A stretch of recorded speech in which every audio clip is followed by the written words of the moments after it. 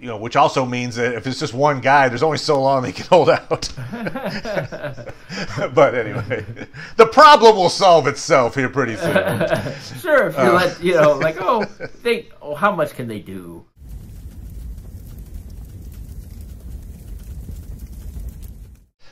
Hail, Internet! It's Paul, it's Matt, the Dork Lords. We are here talking about the Severance Season 1 finale. The way, excuse me, I was going to say the way we were. The we are. Easy for me to say. We open exactly where episode 8 left off. Dylan flips the switch, and we see the faces of our 3 outies become innies. And we go to Mark at his sister's party. And that's where we begin. We end the season with Milchick breaking into the security room, tackling Dylan, consequently ending the overtime protocol. We see the last act for each of our 3 innies. Irving is pounding on the door of Bert's home, yelling his name. Helly tells the gala attendees that innies are being tortured before she herself is tackled. And Mark yells for his sister, saying, "She's alive!" Yes. Referencing the fact that he's just realized Miss Casey is his supposedly dead wife, Gemma. And there you go, exciting finale. Paul, what did you think of the Season 1 finale of Severance? I enjoyed it. I was at the edge of my seat. As an FYI to the audience, I was, Matt does not mind spoilers. So I was like, oh, and then this is happening, and then that, and then, I got this series of texts. Like, it was actually, even though, obviously I've seen episodes 1 through 8, I was still having to parse what you were writing because I think you were typing so fast. I could feel the excitement that you were feeling there. And then, when I watched it a couple hours later, this superlatives all around, fantastic. And I think, it's not really a landing because there's a season 2, True. But they stuck the landing to season 1 here. We guessed a few of the things they might do, but interestingly, like, for instance, they end it earlier than I thought they would. I thought they might get our heroes back into Lumen and then end the season, but they ended it right at the, all right, flip, which is a great idea. It really does create this cliffhanger feel of like, oh my God, how are they going to resolve this? Come, episode 1 of season 2, they've got this huge backstory to kind of just get the ground running. It's really, really good. Yeah. Really just awesome sci-fi, right? They set this premise, they gave you this background, and then they delivered it in this last episode. If they'd have just gone straight for this whole, like, oh, you can flip a switch and turn people from the outies to innies. If they'd have done that, like, in the second episode or something, it wouldn't have felt the weight of this moment of like, oh my God, these people have been suffering and now they have 20 minutes. It's hard to tell exactly how long Dylan stood there, but that's true. Yeah, somewhere probably a half hour or less of time where they were like, imagine. That's a reason why you want to have 2 people doing it. I was like, oh, well, then he just does it, and then it's good. But no, you have to. I thought the same, right? It's like, oh, wow, yeah, it is hard. He's like, I can do it. It's like, yeah, you can do it. But no, Oof. It's a but you're right, to do. It was a great idea for, the tension of this whole thing is how long can Dylan stand there, Christ-like, holding these buttons because he has to keep holding the buttons. Really, really cool. And so, we get to see each of these 3 innies try to navigate the outer world, in real time. And just fascinating. And each have their own strategy and their own set of circumstances. For Helly, then. So Helly is indeed an Egan. People theorized that was the case. And sure enough, she is an Egan. And she does have her Severance is terrible monologue, albeit it's cut short. I had theorized she might. But you gave a very sensible counter-argument last time, which was, hey, if she does that, she reveals who she is and risks this huge punishment. But as it happened, Harmony reveals that Lumen already knows she's an innie right before she speaks. So yes. There's really no downside at that point to the monologue. So you're right, no. She gives her, like, we're being tortured. It's terrible. Obviously when she's going to be outie Helena Egan again, So she'll probably just pick up, because the idea is that apparently she did this as a PR move. Yes. Hey, and Egan will do this, and that shows that it's cool and great. And there's all these pictures of her looking happy. The pictures that Milchick has been taking the whole season are her on the, these cubes, is looking great. So yeah, what do you think her role will be in the show in the second season? Well, I think she provides this interesting, in some ways she's part of a love triangle now, right? I mean, well, maybe love triangle's strong, but she and Mark have feelings for each other, but now Mark knows that his wife is trapped down here somewhere. Yes. So that creates interesting conflict. I mean, because what I'm curious about is what's her motivation to continue as Helly? Okay, well, we're going to show you this thing, and you've shown it. I mean, and I'm done now. Yeah, that's what I would think, because it feels like the knowledge of the suicide attempt. I mean, I don't know. It'd be better to get Helena's reaction to that event, right? Because it seems like it wasn't really passed on to other people until much later. I mean, I think the show will want to keep our innies at Lumen in some way, and so I feel like what's the motivation for her to go back? Right, what's the motivation? I think it's going to be played off as like it was a joke, maybe in the moment, like right, but that's for other people. What's her motivation to go back? Yeah, I mean, maybe to prove that everything's just fine. I don't know, but now that there's like this question of like, wait, was that really your innie? Blah blah blah blah. One thing that I thought that they would do is decide to explore what reintegration means. So if they did that with Helena, then then they could explore that, and that'd be a way for her to continue. Helene's father, his opinion of Helly, and all innies, because they just don't think anything at all about them. It doesn't matter if it's a different person. It's not the person you love. It's somebody else. And it's sort of like, what kind of monster are you? Mr. Egan comes into the bathroom and is I was so distraught at what she did to you, or something like how he puts it. Yeah, he said like he was cried in bed or something like that, which makes you wonder. They talk about this strange procedure that she can join him in. It makes me wonder exactly. And the revolving. Yeah, the revolve is like, what is that? Some sort of weird other breakfast thing? The crepe breakfast. It makes me think of Foundation. Remember when they're like, "Oh, it's your time now. You must go through this ceremony where you die." Right. The revolving. Whatever the motivation, I think Helly likely does return, but now her innie's going to know that she's an Egan, which I think probably gives her a little bit of a special status, right? I mean, she'll be like, look, I know now that if I hurt myself, I'm hurting an Egan now. So... Right, so I'm not anyway. Sure why they would continue, though, but okay. I mean, obviously I want it, but I just don't understand the motivation, for her especially.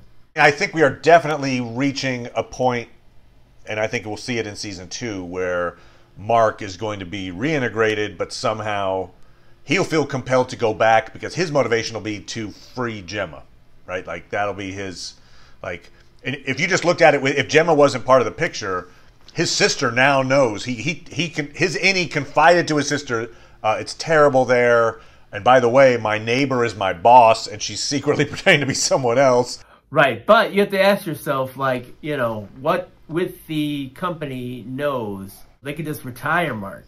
They could retire them all. Why would they let them back in? They could flip.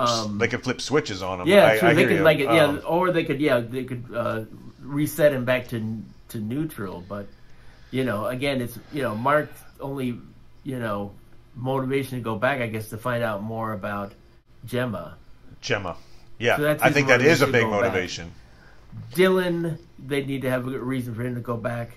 Although he hasn't been out, so Dylan's actual person doesn't have any knowledge. Right. In fact, I still feel like Dylan's going to get a special punishment, which might be like the clean slate type thing, and that he won't remember this if they reconvene. depending on how does Severance change? How does the refining department change? It's going to change a bunch, obviously, right. but yeah, I mean, considering that they just met their quota, and maybe I wonder if that's what they were waiting for to wipe them anyway. We do get the feeling though that people like Bert had been there a while. Years had gone by, but. In terms of back to Mark and his motivation, and the idea of like why would they even let Mark back? Yeah. One thing is also Audi Mark still doesn't know that Gemma is alive. Correct. Yeah, right? and some all people he got to do is say she's alive. It's possible, right? Said that they'll just think he came in late, saying, "Oh, the baby's alive." Right. It could be interpreted that way for sure. Yeah, I guess. Right, so there's question as to how will the fact that Gemma exists somehow get communicated to Audi Mark. My guess is yes in some way, which will give him that motivation. But then maybe they even use, like, because Devon's going to be like, hey, you shouldn't go back probably, right? She's going to be like, for your own health, you shouldn't go back. Your innie confided to me that it's terrible. But maybe now that they know that Harmony is Miss Selvig, maybe they use that to blackmail her to aid them? I don't know. I mean, maybe having that information come out might be a bad thing. I mean, I feel like he was dinged for becoming part of Devon's life, not because of becoming part of Mark's. Yeah. And certainly Grainer knew. That her motivation is very interesting to me right now. Like, so she's fired by the board. Right. She's escorted out of the office. Right, but she has to. It's hard not to see her getting back in because of what she did that saving the company. Yeah. But she's all on board for Audi Mark to follow his impulse to quit Lumen, right? Before the innie gets, she's like, before she discovered that his innie was doing that, right? Because then it was up to him, and there was Then he calls her Mrs. Coble, and then she goes nuts, essentially. Like, she realizes what's going on, and that, perhaps she's thinking, this is my chance. Right. Is it just a manipulative thing? Is it just like, hey, this is my way back in? A typical newly fired employee, probably who feels wronged, would just be like, great, let him burn. Fine. Oh, look at you. You're having troubles. Well, looks like, chicken's coming home to roost. But no, she's like really invested in saving Lumen. Yeah, but you saw how deeply invested she was in the mythology, and if what you're saying is right, although you don't see any mention of it with her mom. Yeah. I do think there's more to it than just like, this is my career and I want to do well at it. I think it is. There's maybe a connection to her mom or something bigger than her job is at stake when she. Like goes, oh my God, we can't let these innies have control. Because she even figures out, oh, it's Dylan, which also means that if it's just one guy, there's only so long they can hold out. But anyway, the problem will solve itself here pretty soon. Sure, if you let, how much can they do? Okay, so speaking of that, let's talk about the other guy. So Irving. Yes. Shows up, obviously, by himself. He's in his house. He's got the paint. It's got the music blaring. He finds this chest. It shows that he's been like a military man. Maybe his dad was too. But underneath all that, in secret, there's all these secret documents where he's been keeping tabs on where the severed employee Audis are living, their locations and their names. Yes. That includes Bert, helpfully. And then he goes across town to find Bert, as we thought he might. But interestingly, it ends before he actually contacts Bert. So he pounding on the door. Bert is in a relationship with someone else at this point. Yes. He's pounding on the door, saying his name, and then he clicks off. Yes. So my thought is, there has to be, you're not just going to come into season 2, in my opinion. You're not just going to show up in season 2, his Audi's there is like, oh, my mistake, sorry, bye. And like they just leave that like that needs to have a consequence. You had him drive all the way over there, waste all of his time not talking to anybody, just to have it mean nothing. No, it means something. Well, certainly, yeah. I mean, we see that he's clearly doing this tabs or whatever, so he might have a motivation that would make him want to talk to Bert. Then he finds himself there. He might be like, can I come in? You're employed by Lumen, aren't you? And you'd want to come in to talk to him. That's an idea. Also, maybe we find out that they used to have a relationship. Maybe it's like Bert will recognize Bert will recognize Audi Irving and just be like, "Oh, it's you. Why are you here?" Whatever. I don't know.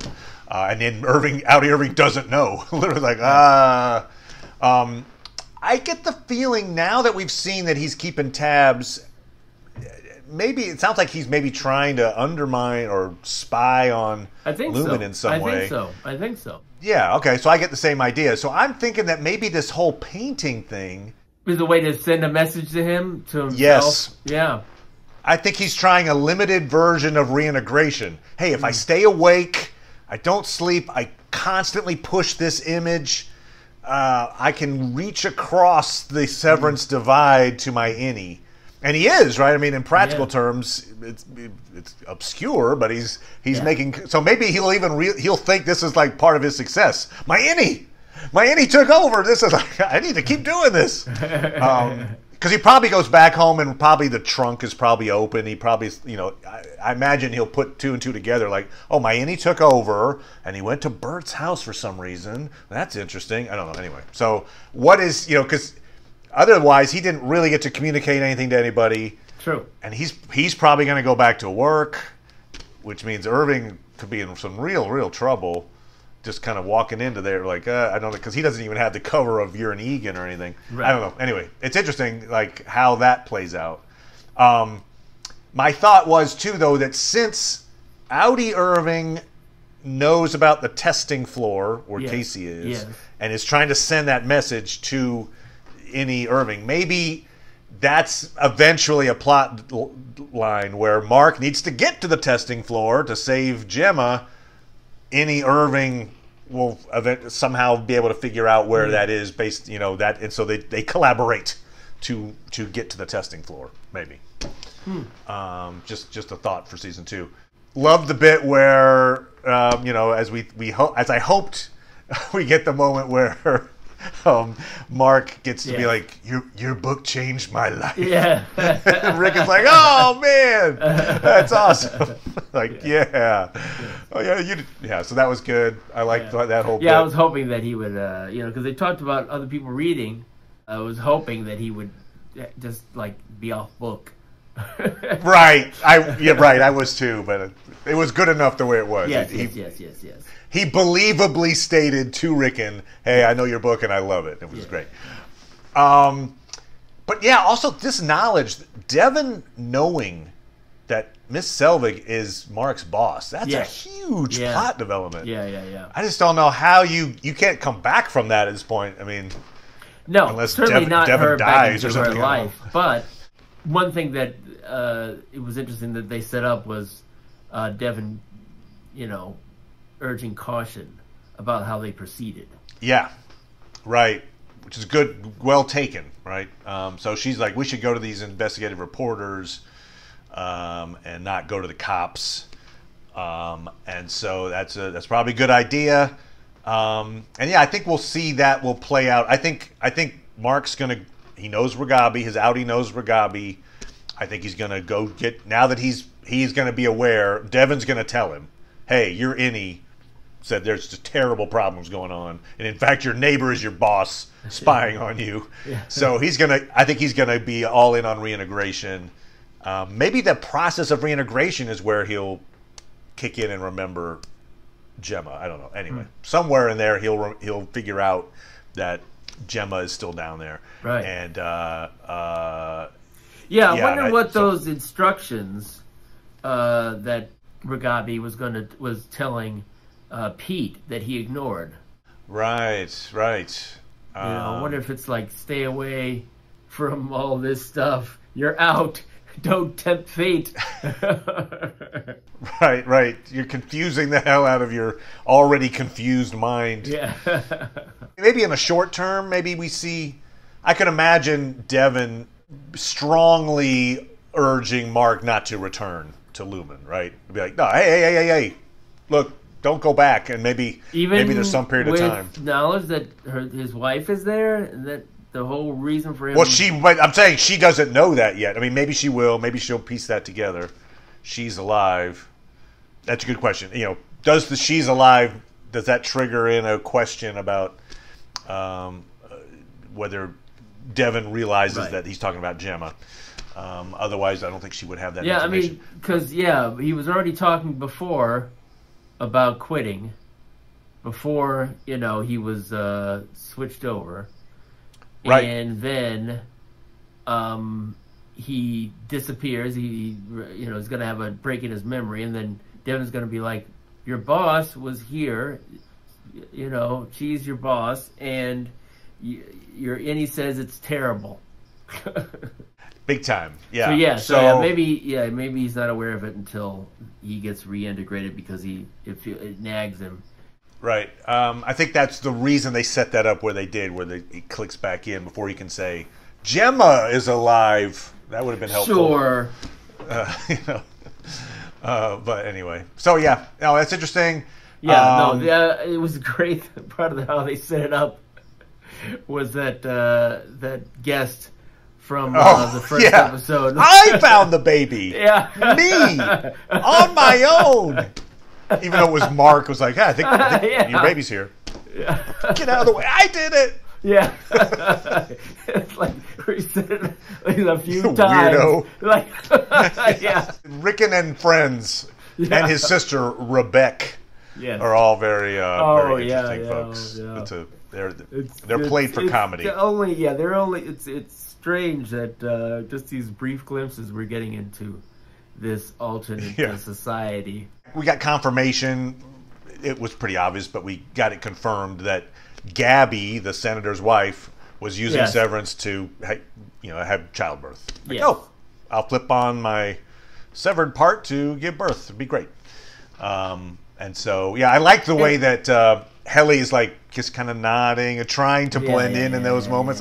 Oh, right. No, that does sound great. But it was interesting hearing that interview to get a sense of Helene. Her attitudes towards stuff, She talked about when she was young and not really understanding, and then her father, saying that, she had expressed this desire, or curiosity about why wouldn't anybody want this? It has to be a mind fuck to be in that position. Well, and then her dad even says, we'll all be Kier's children. But, I mean, is this, sort of a way that she's thinking, I can bond or